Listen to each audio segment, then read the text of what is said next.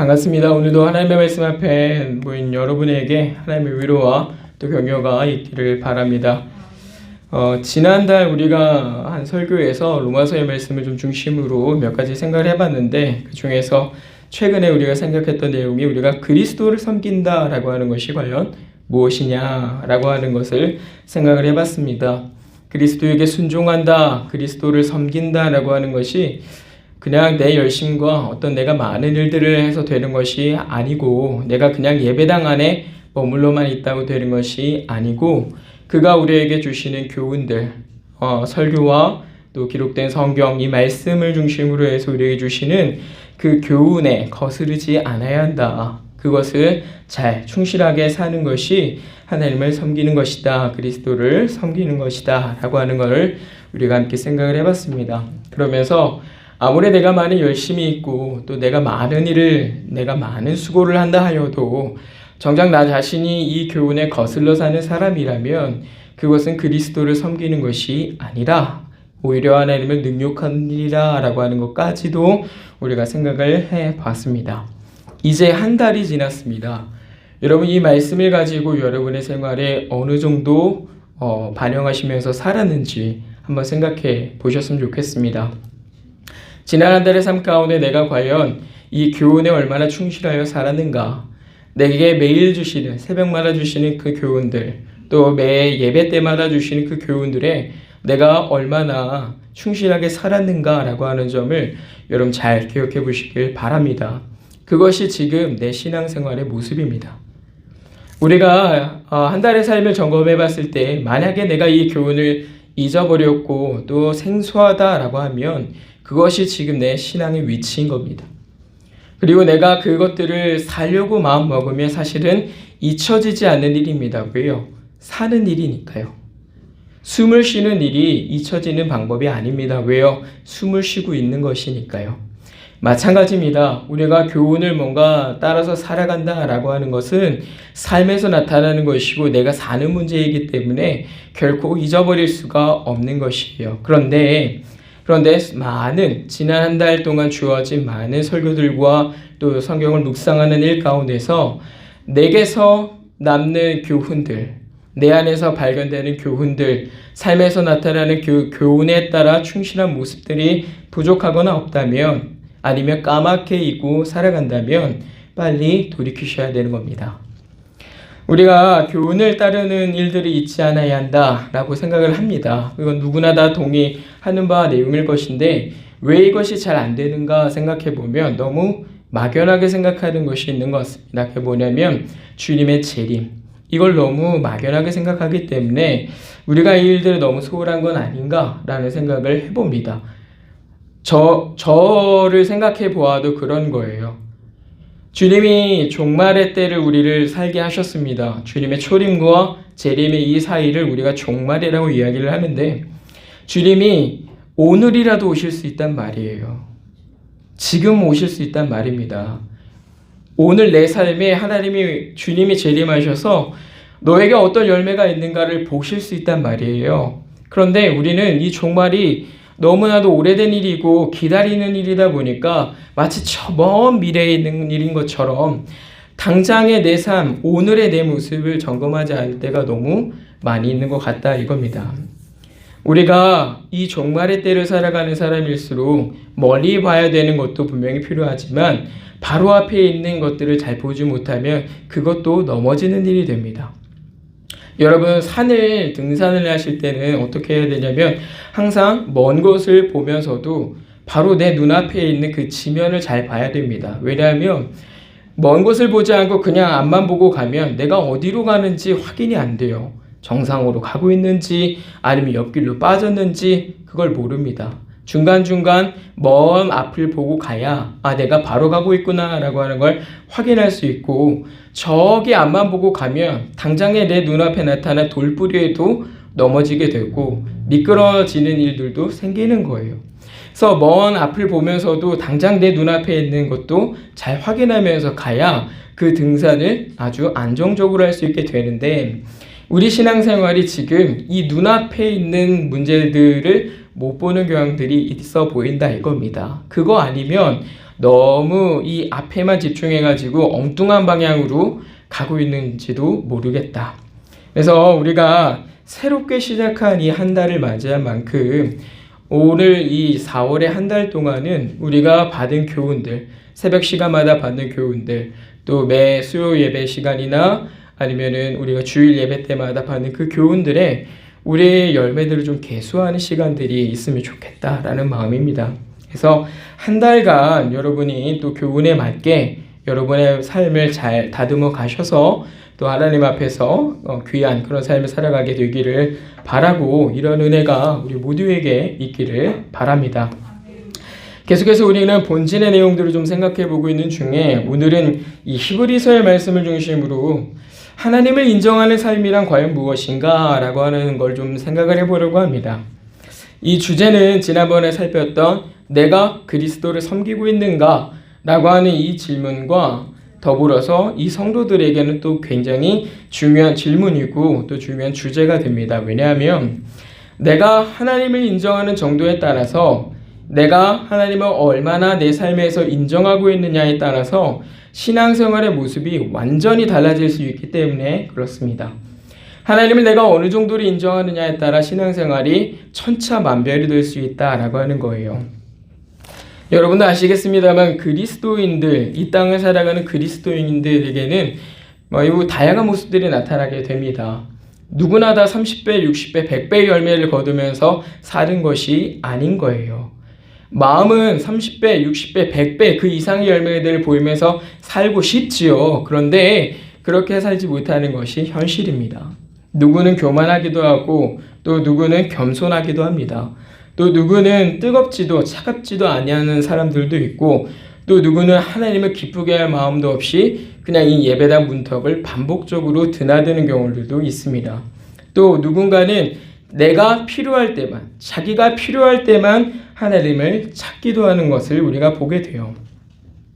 그 모든 사람들이 그리스도인이라 참 그리스도인이라고 하는 전제 아래서 구원을 받는다라고 하는 이 사실에는 차이는 없겠지만, 이 땅을 살아가는 동안 얼마나 하나님을 기쁘시게 하느냐라고 하는 이 질문에는 너무 다양한 열매들이 확인하게 될 겁니다.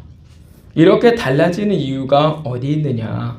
바로 내가 하나님을 얼마나 인정하고 있는가, 내 삶에서 얼마나 하나님을 인정하고 있느냐, 그 정도에 따라서 이것들이 천차만별 달라지게 된다라고 하는 겁니다. 여기 계시는 여러분들도 잘 아시겠습니다만 머리에서 살필 거 없습니다. 우리 주변을 조금 눈을 돌려서 살펴보시면 바로 알 수 있는 사실들입니다. 교훈을 거스리는 자, 또 하나님을 인정하지 않는 자가 과연 그 삶에서 그리스도를 기쁘게 하면서 그리스도를 섬기면서 살 수 있다고 여러분 생각하십니까? 실제로 그렇지 않은 사람들에게서 나타나는 열매들이라고 하는 것은 저절로 눈살이 찌푸러지는 그런 일들 말고는 없단 말이에요. 교훈과 관계없는 사람들은 그리스도와 관계가 없다라고 해도 무방할 정도입니다. 하나님을 그 삶에서 인정하지 않는 사람은 믿음이 없다 해도 무방할 정도라 이 말이에요. 그렇기 때문에 그런 것이 없는 사람들은 아무리 이 교회당, 이 예배당에서 살아간다 할지라도 그 시간이 오래되면 오래될수록, 많은 일을 하면 할수록, 열심을 내면 낼수록 분쟁하는 자요, 다투는 자요, 시기하는 자요, 그리스도의 은혜를 해치는 일 외에는 아무것도 하지 않을 뿐인 겁니다. 그래서 내가 삶에서 얼마나 하나님을 인정하느냐, 이 부분이 굉장히 중요하다라고 하는 거예요. 우리가 그렇게 이제 문제들이 만약에 내 모습에서 그런 문제들이 확인이 된다면 점검하셔야 될 사항이 바로 이겁니다.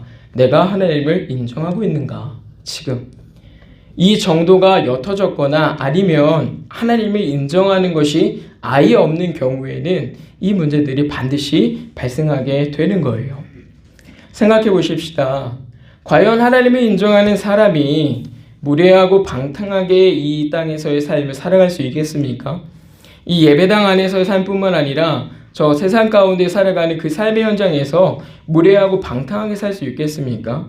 하나님이 인정한다고 하면서, 그 하나님을 여기에 모시고 산다고 하면서, 하나님을 항상 지켜보신다고 하면서 그렇게 살 수 없다 이겁니다. 그렇지 않습니까? 하나님을 정말 인정한다면 우리는 이런 생각이 들지도 모르겠어요. 나 같은 사람이 하나님을 예배한다 그래서 하나님이 무엇인가를 더 얻으실 것도 아니시고 또 내가 예배하지 않는다 그래서 하나님이 잃으실 것도 아니지만 그래도 하나님이 나를 사랑하셔서 이 자리에 오라 하시고 내가 그 자리에 있는 것을 기쁘다라고 말씀하시니 내 보잘것없는 인생으로 하나님이 기쁘시게 하는 그 자리로 하나님이 기쁘다 말씀하시는 그 자리로 나아가야겠다. 그렇게 살아야겠다. 이 마음 들지 않겠습니까? 내가 무엇으로 하나님을 기쁘시게 할까?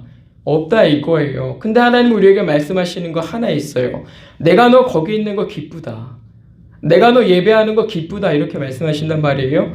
그러면 내가 무엇으로 하나님 기쁘시게 할까라고 생각해 봤을 때 하나님을 인정하는 사람이면 당연히 그 기쁘다 말씀하시는 그 자리로 나아가겠죠. 또 그 자리에서 내가 하나님을 기쁘시게 하는 생각이 무엇인지를 배우고 어떻게 말하는 것이 하나님이 기뻐하시는 건지를 배우고 어떻게 행동하는 것이 하나님이 기뻐하시는 건지를 배우면서 내 삶을 고쳐가겠지요. 그게 하나님이 내 안에 계시는 것, 내가 하나님을 인정하는 삶 아니겠습니까? 잠언은 우리에게 이렇게 말씀합니다. 너는 범사의 그를 인정하라. 그러면서 그 뒤에 무슨 말씀을 덧붙이시냐면 그리하며 내 길을 지도하시리라 이렇게 말씀하세요. 그러니까 무슨 말입니까? 너는 범사의 그를 인정하라. 네가 범사의 하나님을 인정하고 살아가면 하나님이 네 갈 길을 가르쳐 주실 것이다. 이렇게 말씀하신단 말이에요. 그렇죠? 네, 믿는 사람들, 애석하게도 하나님의 인도하심을 기대하고 또 바라는 사람들이 정작 하나님을 인정하는 삶은 상당히 적은 것이 사실이에요. 그렇지 않습니까? 내가 뭔가 무엇을 해야 될지 어떻게 해야 되겠지 무엇이 내 길인지 고민하고 있는데 정작 그 가운데서 내가 하나님을 인정하는 게 없단 말이에요. 그냥 난 이렇게 해야겠다. 아무리 생각해봐도 난 이렇게 해야 될 것 같아. 이런 생각을 하는 경우가 많아요. 그런데 대체적으로 그 생각이 하나님의 인도하심을 따르는 것과는 관련이 없을 수가 있습니다. 이건 제 경우에 특히 더 그렇더라고요. 지금 이때는 이런 것 같아. 지금 나는 이렇게 해야 되는 것 같아. 라는 생각을 갖습니다. 그러면서 저도 기도를 하죠. 그런데 내 범사에 하나님의 인정함이 없어요. 하나님이 나를 이렇게 인도하시는구나. 하나님 나를 이렇게 하시는 걸 기뻐하시는구나. 이 인정함이 부족하단 말이에요. 그러면 그 삶이 결코 하나님이 원하시는 방향으로 나아가지 않더라 이겁니다. 오늘 이 사도 바울은요. 삶에서 하나님을 인정하기에는 두말하면 서운할 정도의 사람입니다. 그리고 그는 정말로 그렇게 하나님을 인정하며 살아가면서 그가 어떤 길로 나아가야 할지를 지도받는 사람이었어요. 이 사도가 예루살렘을 향하기 전에 에베소 사람들을 불러서 말씀을 할 때 뭐라고 얘기합니까?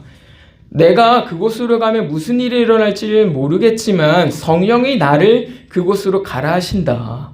그곳에서 내가 많은 핍박과 고난을 당해야 될 것이라고 말씀하신다 라고 말하지 않습니까?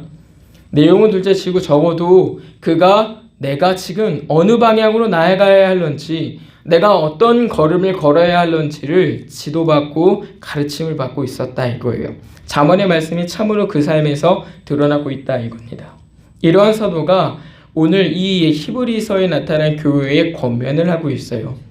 히브리서에 나타난 교회는 특별하게 어떤 특정 지역이나 이런 교회들을 말하지 않습니다. 대체적으로 어떤 광범위한 대체적인 교회라는 그 교회에 주시는 우리가 편지로 생각을 하는데요.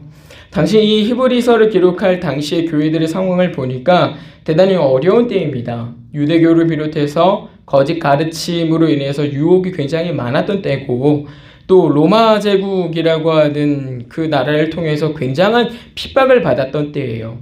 그러니까 그 교회 안에서 무슨 일이 나타나냐면 모이기를 피하는 사람들의 모습도 보이기도 하고 또 죄와 투쟁하는 일에 있어서 굉장히 소극적인 모습을 갖기도 합니다. 사도가 그것을 이제 표현할 때 뭐라고 얘기를 하냐면요. 너희가 죄와 다투기를 피 흘리기까지는 하지 않는다라고 말해요. 그러니까 이게 무슨 말이냐면 너희가 죄와 뭔가 씨름하는 것 같은데 뭔가 좀 되게 소극적이다. 적극적으로 그 죄와 싸우지는 않는 것 같다. 이런 얘기를 하고 있는 거예요. 왜 이런 문제가 나타났겠습니까? 여러 가지 박해들도 있고 어려움도 있고 그런 것들을 경험하고 그러다 보니까 이 사람들 마음 가운데 하나님이 우리를 지키신다, 하나님이 우리를 붙들어 주신다, 하나님이 우리에게 영생을 약속하셨다, 뭐 이런 인정하는 것들이 옅어지는 거예요. 사도가 그 마음에 불을 일으키고 싶은 겁니다. 그래서 오늘 이 말씀을 우리에게 도전을 하는 것이죠. 이 말씀을 우리에게 마지막 권면으로 주면서 당시의 그 교회들 뿐만 아니라 오늘 우리네 교회에도 범사에 하나님을 인정함으로 그가 인도하시는 길을 잘 걸어서 교회답게 이 땅의 삶을 잘 마무리하기를 사도가 간절히 바라는 것입니다.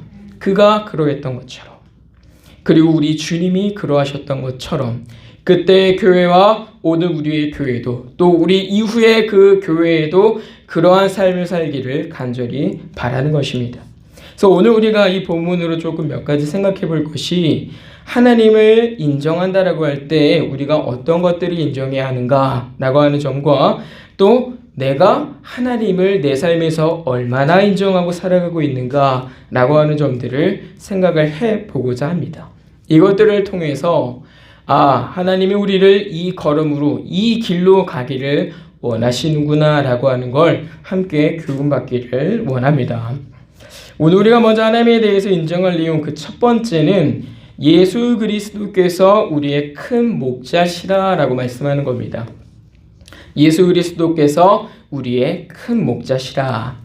오늘날 믿는 사람들의 가장 큰 문제 중에 하나는요, 우리의 목자는 오직 예수 그리스도 한 분이시다 라고 하는 이 사실을 간과하는 데 있다라고 생각을 합니다.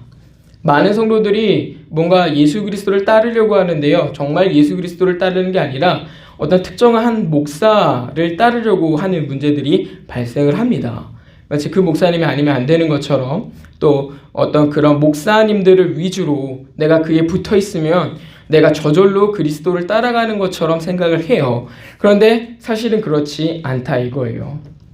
정작 내가 따라야 할 그리스도, 그 삶에서 내가 어떤 모습으로 살아야 하는가라고 하는 점에서는 대단히 고민하는 게 적다 이겁니다. 마치 목사의 등에 이렇게 엎여서 목사가 가는 대로 가면 그냥 내가 예수님을 따라가는구나 이렇게 생각을 하는 경우들이 있다 이거예요.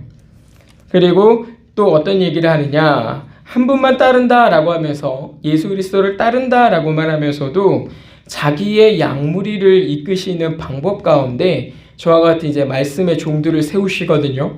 저와 같은 말씀의 종들을 세우셔서 자기의 양떼를 먹이게 하시는 방법으로 자기의 신앙과 또 이 교회를 먹이시는 하나님이신데 그걸 무시하고 살아요.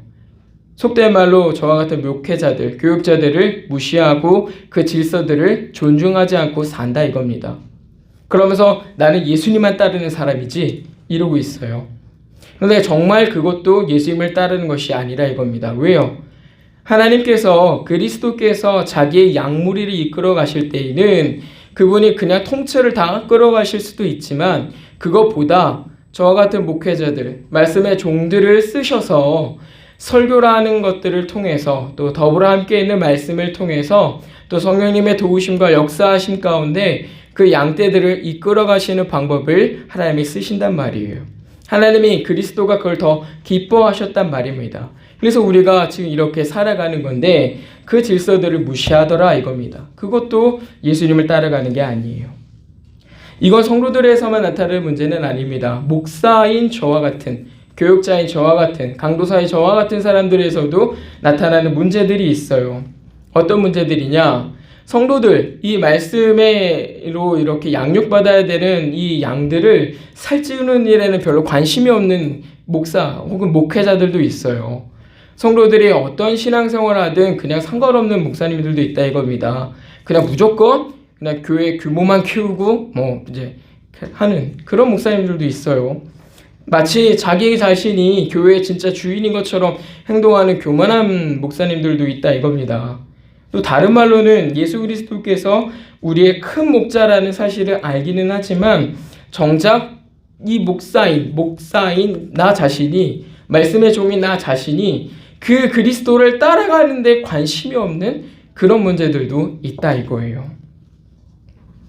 목사로서는 말씀을 이제 맡음을 이제 받았지 않습니까? 하나님께서 이 말씀을 주셨는데 그 궁극적인 목적이 어디 있냐면 성도들을 살찌우라고, 너는 가서 내 양들을 좀 잘 먹이라고 저 같은 목회자들에게 이 말씀을 깨우치는 은혜를 주신단 말이에요. 근데 그거 관심을 두지 않고 그냥 이렇게 하는 목사님들도 있다 이겁니다. 오늘 우리가 이 말씀을 생각하면서 저와 같은 이제 말씀의 종들에게는 굉장한 도전이 하나가 있는데 그게 뭐냐면 혼자 해서 되는 일이 아니라라고 하는 점이에요. 그러니까 예를 들면 이런 겁니다. 저 같은 이 목회자, 말씀의 종들이 갖는 착각 중에 하나가 뭐냐면 나는 기도하고 말씀을 부지런히 연구를 해서 이 말씀을 잘 전했다고 해요. 그러면 끝인 줄 아는 경우들이 있어요. 무엇이 확인 안 되는 거. 성도들이 그 말씀으로 어떤 변화들을 갖고 있는가? 성도들이 그 말씀으로 어떤 양식, 어떤 유익을 얻는가? 성도들이 그 말씀을 통해서 어떻게 살이 찌고 있는가? 여기에 관심 없는 경우들이 있어요. 왜 그럴까요? 나는 열심히 했거든요. 하나님 보시기에 나는 정말 충실하게 말씀을 준비했거든요. 기도했고요. 그 말씀을 가지고 부지런히 열심히 해서 잘 전했거든요. 근데 이 말씀을 주실 때에 하나님이 목적하신 게 뭐라고 말씀드렸어요? 성도들을 살찌우는 데 목적이 있어요. 너 잘하는 거 자랑하라고, 너 잘났다고 그렇게 하라는 게 아니라는 점입니다.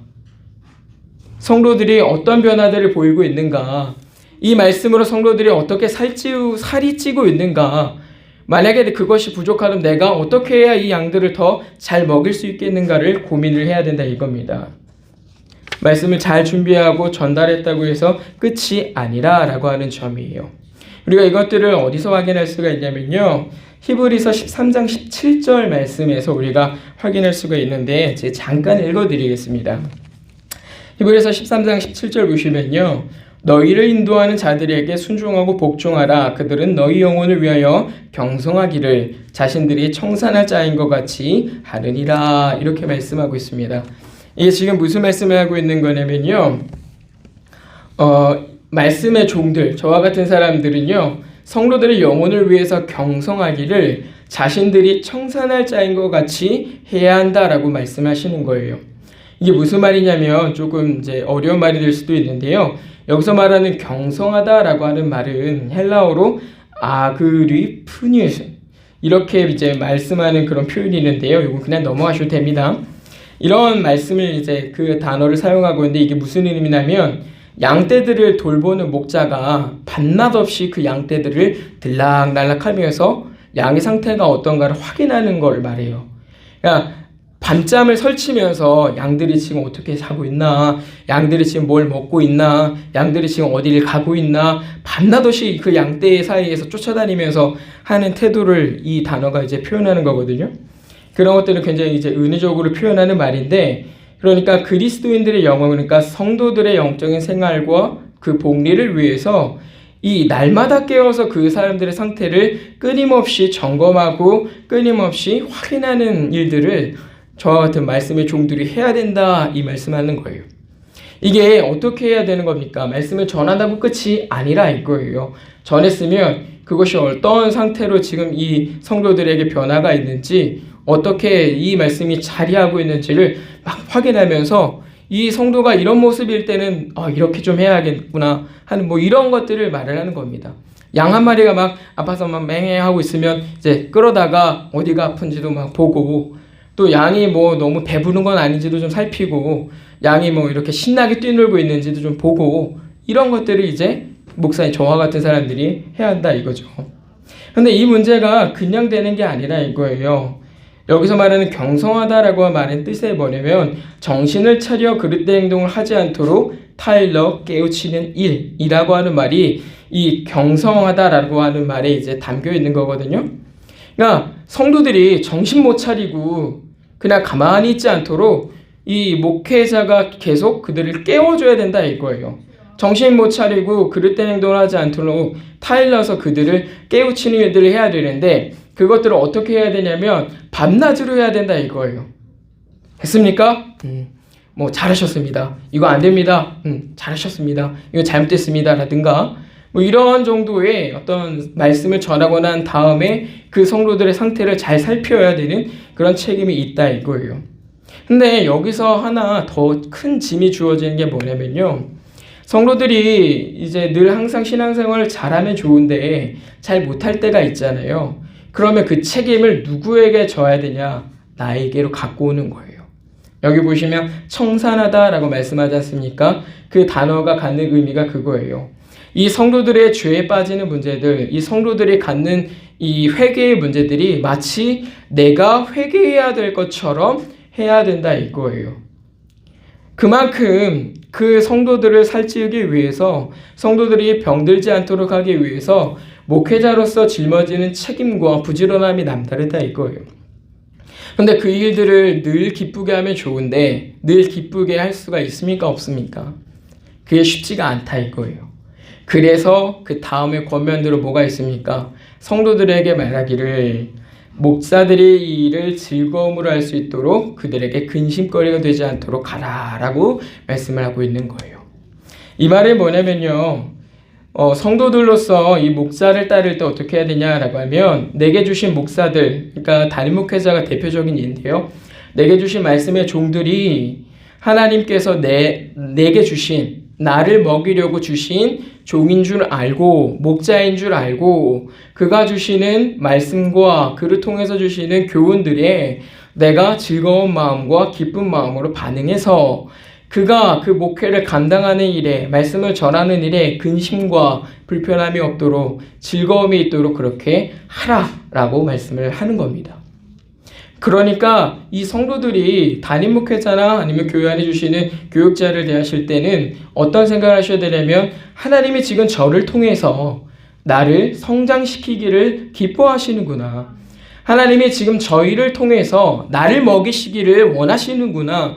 성도들이 지금 하나님이 지금 저 목사를 통해서 저 교육자를 통해서 나를 키우시는구나. 이걸 인정해야 된다 이거예요. 여러분들 이 두 가지 일, 목사로서도 그렇고 이 성도로서도 그렇고 이 일을 원활하게 잘하려면 어떻게 전제가 되느냐? 하나님을 인정하는 게 반드시 있어야 된다 이거예요.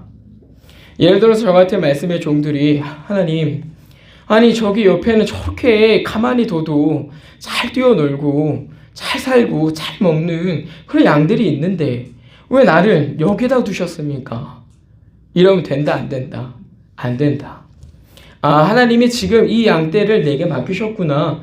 하나님이 나로 이 양떼를 잘 키우기를 원하시는구나.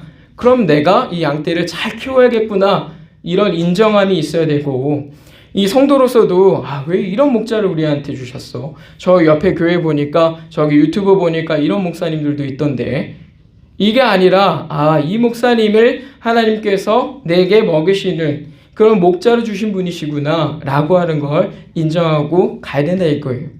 이게 하나님을 인정하는 삶의 태도라 이겁니다. 우리가 그리스도께서 우리의 큰 목자이신 줄 이렇게 인정을 하게 되면 다음으로 해야 될 것이 있어요. 무엇이냐면 너무 큰 염려와 근심을 해서는 안 됩니다. 오늘날의 교회 형편들 때문에 사실은 많은 사람들이 교회를 염려합니다. 걱정합니다. 또 자기 삶도 염려하고 걱정을 합니다. 여러분 잘 보세요. 사람이 그 어려움과 그 길들을 헤쳐나가야 된다면 그건 당연히 염려가 되고 근심거리죠. 그렇죠? 그런데 지금 우리 눈앞에 누가 끌고 가시는 거예요? 예수 그리스도께서. 예수 그리스도께서 끌고 가신단 말이에요. 죽음에서 우리를 끌어내신 분이란 말입니다. 불가능해서 우리를 건져내신 분이란 말이에요. 불가능한 그 일을 이루신 분이 지금 우리 앞에서 우리를 먹이시고 우리를 끌고 가신단 말이에요. 우리를 쳐다보면 우리의 이 능력 없음과 부족한 모습들을 보면 염려하고 근심할 수 있습니다. 그러나 그 모든 것들을 다 이기실 수 있는 하나도 문제가 안 되는 이 하나님 앞에서는 전혀 걱정할 것이 없다 이거예요. 비록 지금 우리의 교회를 뿐만 아니라 많은 교회가 어려움을 겪고 있지만 그 교회의 큰 목자이신 예수님께서 그 교회의 어려움을 모르시는 분이 아니시고 그 교회를 돕지 않는 분이 아니시란 말이에요. 그러니까 그가 기뻐하시는 때에 그가 기뻐하시는 그 방법으로 우리가 알 수 없는 그때의 큰 은혜를 또 맛보게 하실 거란 말입니다. 그러니 우리의 인생에서 그를 큰 목자로 인정한다면 지나치게 염려하거나 걱정할 것이 없다 이거예요. 이걸 누가 가장 잘 보여주느냐? 사도 바울입니다. 사도 바울 이런 말씀하시죠. 빌립보서 말씀인데 너무 유명한 말씀입니다. 아무것도 염려하지 말고 다만 모든 일에 기도와 간구로 너희 구할 것을 감사함으로 하나님께 아뢰라. 그리하면 모든 지각에 뛰어난 하나님의 평강이 그리스도 예수 안에서 너희 마음과 생각을 지키시리라. 내가 궁핍함으로 말하는 것이 아니니라. 어떠한 형편이든지 나는 자족하기를 배웠노니 나는 비천에 처할 줄도 알고 풍부에 처할 줄도 알아.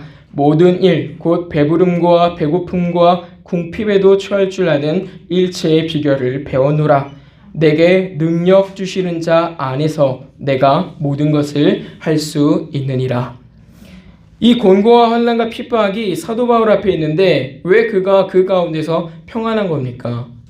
자기를 이끌어 가시는 큰 목자이신 예수님 때문이에요. 그리스도 때문인 겁니다.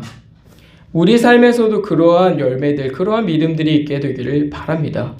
누구 한 사람만이 아니라 누가 보아도 저 사람에게서는 그 큰 목자이신 예수님 때문에 평안을 누리는 그 믿음이 한 사람 한 사람에게 다 있기를 바라는 겁니다. 그래서 우리가 봐야 될 것이 눈을 들어서 그 하나님이 얼마나 크신가라고 하는 점이고 또 그 하나님이 우리 안에서 얼마나 큰 역사를 이루어 가시는가라고 하는 점입니다. 성경에는 너무나 많은 증거들이 있습니다. 광야에 물이 나게 하시고 바다에 길을 내시는 하나님입니다. 그렇지 않습니까? 그런데 우리의 그 믿음이 말로는 인정을 하는데 실제로는 인정하지 않는 것 같은 이 믿음에서는 조금 멀어져 있는 것 같은 느낌을 받을 때가 있어요. 이 하나님에 대해서 우리가 얼마나 인정하고 신뢰하고 사는가라고 하는 점을 우리가 다시 생각해 봐야 된다 이겁니다. 우리가 이제 마지막으로 이 본문을 보면서 인정해야 될 것이 또 하나가 있는데 그게 뭐냐면 하나님이 우리의 모든 것을 이루시는 분이라 라고 하는 점입니다. 우리가 선한 이유는요, 하나님은 우리 안에서 선한 열매를 내게 하시기 때문입니다. 우리가 거룩한 이유는요, 하나님이 우리를 거룩하다 말씀하셨기 때문입니다. 여러분, 우리가 지난주에 부활주일도 이제 보냈고 고난주간도 보냈으니까 말인데요. 한번 생각해 보세요. 그리스도께서 십자가에 달리시던 때에 그 옆에 있던 강도의 모습을 떠올려 보십시오. 그는 아무것도 한 것이 없이 그저 하나님이 그를 긍휼히 여기심으로 그를 사랑하심으로 그 자리에서 구원을 받은 사람입니다. 그것이 우리의 모습인 줄 아셔야 됩니다. 어떤 사람들은요, 그 사람의 모습을 보면서 그냥 부끄럽다라고 말하고 그 사람을 폄하합니다. 근데 과연 우리가 그런 말을 할 수 있는 자격이 있습니까? 그 사람도 구원받기 전까지 그리스도를 위해서 아무것도 한 것이 없습니다. 우리도 구원을 받기 이전에 그리스도를 위해서 아무것도 한 것이 없어요. 그 사람과 다를 바가 없다 이겁니다. 오히려 그 사람보다 우리가 더 악할지도 몰라요. 이 십자가에 달렸던 강도는요, 그리스도를 믿고 그리스도를 영접하면서 새 생명을 얻었지만 그 육신은 그 자리에서 잠들어야 했습니다. 이제 그리스도를 영접했고 이제 그리스도를 위해서 좀 살까 했더니 그 생명이 거기까지였던 거예요. 너무 안타까운 거 아닙니까? 그리스도를 위해서 뭔가 그를 위해서 살아갈 기회를 얻기 전에 그는 그 자리에서 구원받은 것으로 그 삶을 마쳤다 이거예요. 근데 우리는요, 너무나 많은 기회들을 받았지 않습니까? 그리스도에 대해서 더 많은 것들을 알게 됐고 그리스도를 섬기면서 더 많은 일들을 할 기회들을 얻었는데요. 과연 그 기회들을 우리가 어떻게 쓰고 있느냐? 헛되이 보낼 때가 너무 많은 것은 아닌가? 그 사람은 오히려 삶을 더 연장받은 그 기회를 받았다면 더 그리스도를 위해서 살아갈 수 있는 사람일지도 모릅니다. 그런데 우리는요, 그 사람이 갖고 싶어하는 그 사람이 가질 수 없는 그 기회를 가졌는데도 불구하고 이것들을 헛되이 쓸 때가 많다 이거예요. 그렇게 되면 이 기회를 얻은 우리가 이 사람보다 낫다고 할 수가 있습니까? 우리는 절대로 이 사람보다 더 나은 사람들이 아님을 알아야 합니다. 이 하나님이 우리 안에 선한 것들을 이루어주지 않으시면 우리가 비참한 자야라고 하는 사실을 우리는 반드시 인정해야 됩니다. 기억하는 정도가 아니라 인정해야 돼요. 그가 우리에게 즐겁고 기쁜 마음으로 그리스도를 따라가 마음을 주지 않으시면, 그가 우리로 하여금 어떠한 열심을 품게 하지 않으시면, 그가 우리로 하여금 하나님을 기쁘시게 할 마음을 얻게 하지 않으시면, 그가 우리로 하여금 순종할 마음을 주지 않으시면, 그가 우리에게 용기를 주셔서 믿음으로 살아갈 결단을 이루지 않으시면 우리는 아무것도 할 수 없는 자들인 겁니다. 여러분 스스로를 잘 점검하십시오. 내가 자원해서 내가 결단해서 이 자리에 있는 사람들이 과연 얼마나 있겠습니까? 우리 하나님을 인정하는 삶을 살아야 한다 이겁니다. 사랑하는 성도님들, 하나님을 여러분의 삶에서 얼마나 인정하고 계십니까? 하나님이 여러분의 삶에서, 우리 주님이 여러분의 삶에서 큰 목자라고 하는 것을 인정하십니까? 그가 내 모든 것을 이루시는 단 한 분이심을 여러분 인정하고 살아가십니까? 그렇다면 우리 이제는 하나님께 마땅한 영광을 돌려드리십시다. 거듭난 성도들의 삶의 궁극적인 목표는요, 하나님을 영화롭게 하고 그분을 즐거워하는 것, 그러니까 영광을 돌리는 거예요. 이 영광을 돌리는 마음 없이는 성도로서 거듭났다고 말하기도 참 부끄러운 일이 될 겁니다. 근데 여러분, 영광을 돌린다라고 하는 말이 어떤 말인 것 같으십니까? 영광을 돌린다. 알긴 아는데 어떻게 해야 될지 좀 말로 설명하니까 막 부딪히시잖아요. 어려운 거 아니고요. 인정하는 것이 곧 하나님을 인정하는 것이 하나님께 영광을 돌리는 것인 줄 여러분 잘 생각을 해야 됩니다. 영광이라고 하는 말에는요, 빛나고 아름다운 영예라고 하는 것이 있는데요. 이 말이 있는데 또 다른 말로는요, 왕의 은덕을 비유적으로 얘기를 할 때 영광이라고 하는 표현을 씁니다. 그러니까 우리가 하나님께 영광을 돌린다라고 하는 것은 하나님을 내 왕으로 인정하는 것을, 그의 은덕을 인정하는 것을 더 하는 것. 하나님을 그 빛나고 아름다운 분을 빛나고 아름다운 분인 줄 내가 인정하고 사는 것, 그것이 영광이라 이겁니다. 우리가 지난 주일에 베드로 사도를 통해서 잠깐 말씀을 살폈는데요. 이 베드로의 죽음과 관련해 가지고 이런저런 얘기들을 이제 주님이 하시죠. 너는 앞으로 이렇게 살 것이다. 그러면서 이제 그 뒤에 뭐가 나오냐면 이렇게 말씀하시는 게 이제 붙어요. 이 말씀을 하심은 베드로가 어떠한 죽음으로 하나님께 영광을 돌릴 것을 가리키심이로라. 여기서 말할 때 베드로의 죽음이 남보다 특별하거나 뛰어나거나 그 생명의 값어치가 더 좋다거나 그런 의미가 아닌 줄 여러분 아셔야 됩니다. 사도 베드로에게 하나님이 너는 이렇게 네가 원하지 않는 곳으로 다른 사람에 의해서 이렇게 끌려다니며 너는 나를 위해서 나 때문에 핍박을 받으며 조롱을 받으며 그렇게 너는 죽음을 맞을 것이야 라고 했을 때 이 사도 베드로가 알겠습니다. 하나님이 내게 그렇게 말씀하시면, 주께서 나를 그렇게 인정하시면 나 그렇게 살겠습니다. 하나님이 나를 그렇게 인정하시는 줄 내가 믿습니다. 그것들을 가지고서 한치의 오차도 없이 끝끝내 그 삶을 피하지 않고 그 삶을 살아낸 겁니다. 그래서 영광을 돌린다라고 말을 하는 거예요. 그 삶에서 하나님의 계획과 자기를 향하신 하나님의 그 뜻을 인정하고 불평하지 않고 그 삶을 살아가는 겁니다. 그게 하나님께 영광이 되었다라고 하는 거예요. 우리가 받은 말씀을 따라 여러분의 매사에 하나님이 인정하는 삶을 살아가게 되시기를 다시 한번 부탁을 드립니다. 내게서 어떤 선한 것이 있고 어떤 열심이 있다면 그것을 우리 주께서 이루신 건 줄 알고 하나님의 일하심을 생각하면서 감사하십시오. 아, 하나님, 내게 이런 마음을 주시다니요. 아, 하나님, 내게 이런 능력을 주시다니요. 아, 하나님, 내게 이런 시간을 주시다니요. 감사합니다. 염려와 근심하는 것 대신에 하나님, 나는 앞으로 하나님이 어떤 일을 하실지 모르지만 기대합니다. 하나님을 방해할 것이, 그리스도를 방해할 것이 이 땅 가운데 아무 것이 없고 하나님은 능히 모든 것을 이루실 수 있는 분이니 나 기대하겠습니다. 이런 삶이 오늘 우리 여러분에게 회복되기를 바랍니다. 온전히 하나님만 인정하는 것, 그것이 하나님께 영광을 돌리는 것임을 여러분 기억하시면서 한 주뿐만 아니라 영구년 여러분이 사시는 날 동안에 하나님께 영광 돌리고 그 인정하심을 풍성하게 하는 저와 여러분이 되기를 주님의 이름으로 부탁을 드립니다. 하나님 아버지 감사합니다. 오늘 우리에게 베풀어 주신 은혜의 본질을 함께 생각하게 하시니 참으로 감사합니다. 하나님, 우리가 삶에서 하나님을 인정하는 것이 하나님께 영광 돌리는 것임을 알게 하옵소서. 하나님을 인정하는 것이 없이는 모든 것이 우리에게 썩어질 것들인 줄 우리로 하여금 알게 하옵소서. 지금도 하나님을 인정하지 않으면서 교만하고 불의하게 은혜의 보좌를 차지하고 더럽히는 이들이 있음을 봅니다. 우리로 그와 같이 행하지 않도록 우리를 깨워 주시옵소서.